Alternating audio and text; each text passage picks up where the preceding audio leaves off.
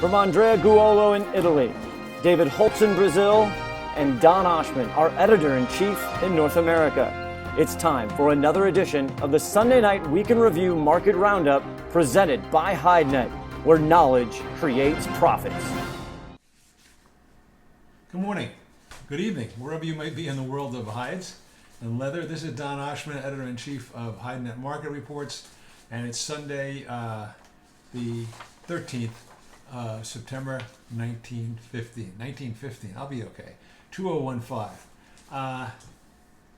In Europe this week, the big story was Lineapel, the leather and hide show, basically a leather show in Milan. Very well attended, but not a lot of business for a hide market. Kind of quiet for hides. No great direction, no great panacea for everybody's wondering what's going to happen. And of course, the Russians were missed.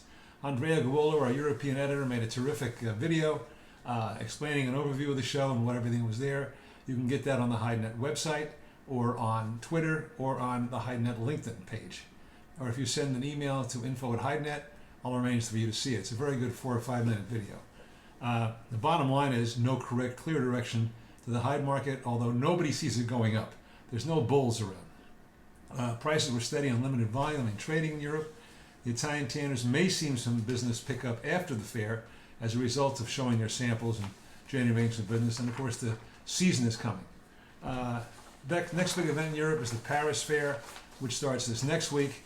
And then people who've been traveling around the world going to fairs can settle down and make the samples. The tanners can for the interest they had, and the tanners can start to buy some hides and sell some leather, we hope, and the hide dealers can liquidate some of their inventory. Splits wherever you go, in Shanghai, in Brazil, in Europe, in America, huge drag, which makes it harder for tanners to pay what the sellers want. In America this week, North America, quiet week, not much volume. It seems to us that there were more hides produced, even at these low levels, and even with a one-day holiday on Monday where there was no slaughter, the tanners were unable to liquidate well the hides they made. And we think that's starting to put some downward pressure on the market, possibly. But to find out, you must read our daily market report and our U.S. Week in Review report. Heavy Texas steers were down $1 or $2. Other steers were generally steady, but weakly steady. The outlook sees some weakening, as I said, and plump cows remain under pressure. A low supply of plump cows, but you've got the Brazilian cows putting pressure on the French cows, the German cows, and the reason for all this is the Russians, not the Russians, the Chinese, the Russians and the Chinese, who are on the sidelines. In Latin America this week, Brazilian and Argentine prices were steady. TR1 full substance Brazilian wood blue from the Better Packing Houses was available at $1.20 during the Lineapel Fair, as it was during the SCLE Fair the week before in Shanghai.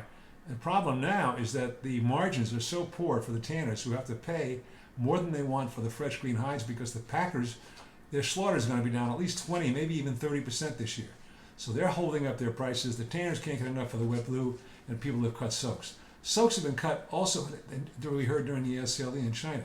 There's just not enough leather business to keep this, what is now over capacity worldwide, to keep all these drums running at full capacity.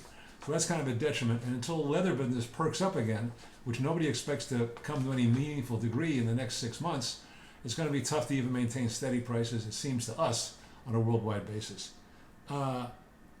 And another problem in Argentina, the dollar real situation keeps worsening with the dollar strengthening. Brazil is having major economic problems, as you might know, and that's putting a lid on Argentinian prices. We're kind of all interconnected. You need just one producer cutting supply can make a difference. One major consumer like China cutting their intake of hides can make a difference. So that's why it's most important to watch all of the HideNet reports, our international report, our This Week in Europe, a Latin American report, USA report. Just go to our website, HideNet.com, see what we can do for you, take a free sample of any report you like, no cost, no obligation, and find out how HideNet can make you money. Thanks for watching. We'll see you again next Sunday.